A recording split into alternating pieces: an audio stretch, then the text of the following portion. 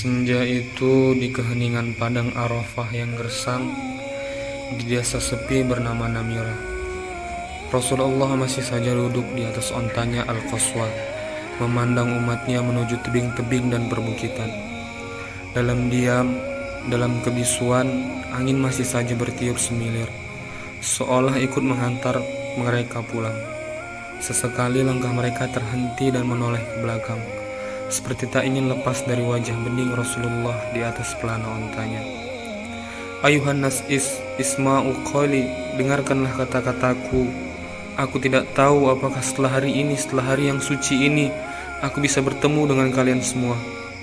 Ingatlah wahai saudaraku, aku tinggalkan dua amanat. Jika kalian pegang erat kalimat, jika kalian pegang erat, kalian pasti selamat dan tak akan tersesat. Kitabullah dan sunnah Rasulullah. Suara sendu di perbukitan itu seolah pertanda, seakan firasat. Dari kejauhan, dari atas onta Al-Qaswa, Rasulullah masih saja memandang umatnya, seakan berat melepaskan kepergian mereka. Sahabat dan pengikutnya perlahan surut dan kemudian pulang kembali ke rumahnya. Abu Bakar yang arif terseduh menangis meneteskan air mata. Hatinya berdesah dan berbisik, "Ya Rasulullah, benarkah ini tidak akan bertemu lagi? Benarkah kita tidak akan berjumpa lagi ya Rasulullah?" Pada suatu malam di padang Baki, di perkuburan para syahid yang sepi, isyarat dan pertanda itu ditiupkan kembali. Kemudian terdengar suara Rasul lirih, "Salam sejahtera wahai kalian penghuni kubur. Ingatlah, hari akhir lebih berat pembalasannya daripada di dunia. Wahai engkau yang sedang berbaring di tanah ini, kami pasti akan bersua dan menyusul kalian di sana." Di hamparan makam Baki, tanda-tanda telah dinampakkan lagi. Demam dan kelitihan mulai membalut tubuh Rasulullah, manusia pilihan Tuhan. Dengan berikat kain di kepala, Rasulullah tertatih-tatih berjalan perlahan, bertopang pada Ali bin Abi Thalib, dituntun oleh Al-Abbas menuju rumah Aisyah radhiyallahu anha. Di pembaringan tubuh manusia agung itu, panasnya semakin memuncak, keringatnya mulai mengucur, membasahi wajah dan jubahnya. Di pangkuan Aisyah, Rasulullah menyandarkan kepalanya, kemudian terdengar desah suaranya yang lirih bergetar, "Wahai Aisyah, ketahuilah bahwa malaikat pencabut nyawa telah datang dan berbisik kepadaku. Ya Rasul, Allah Azza wa Jalla telah mengutusku dan menyuruh agar tidak mencabut ruhmu kecuali dengan izinmu ya Rasulullah. Aku menunggu perintahmu." Kata Rasulullah, katakan, Tunggulah sampai Jibril datang padaku," pintanya perlahan.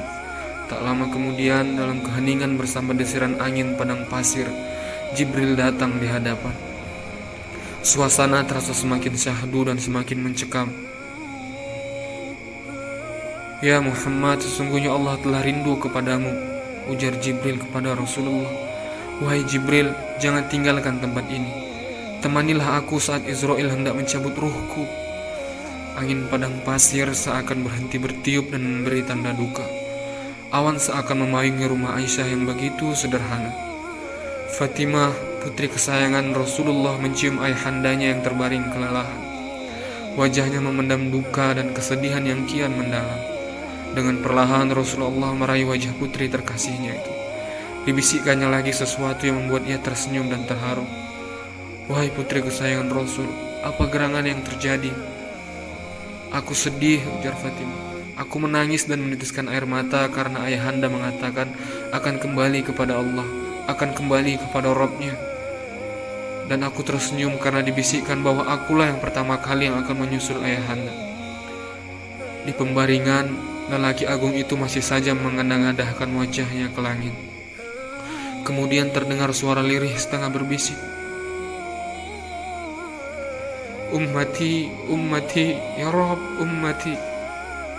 Dengan wajah memendam duka, Aisyah menarik tubuh lunglai itu ke pangkuannya. Dalam keletihan, Rasulullah membasuh tangannya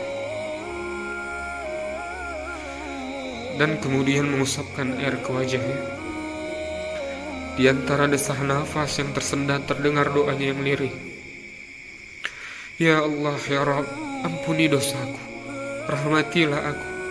Pertemuan aku bersama orang-orang yang Engkau beri nikmat, para nabi, siddiqin, syuhada dan salihin. Ya Allah, ampunilah dosaku, ampunilah dosaku.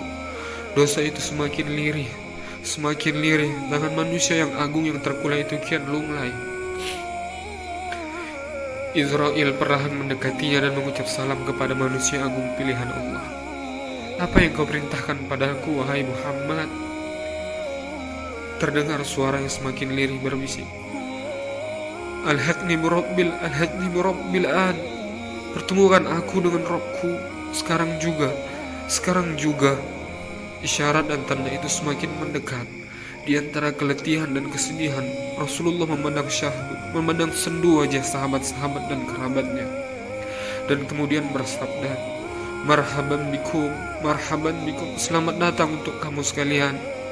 Mudah-mudahan Allah selalu melindungimu dan menolongmu. Sesungguhnya aku adalah pemberi peringatan yang nyata daripadanya untuk kalian.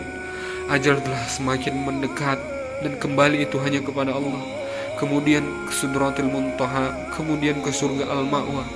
Manusia agung yang sedang terbaring keletihan itu seakan tidak rela umatnya kelak akan mendapat nestapa dan tidak ikut melangkah ke surga bersamanya.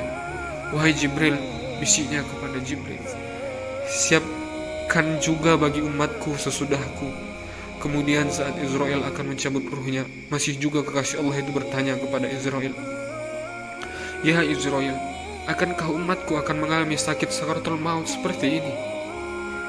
Di antara desah napas yang tersendat, Rasulullah menengadah bermohon lagi kepada Allah, ya Allah, biarlah aku yang merasakan keseluruhan kepedihan saat sakaratul maut ini.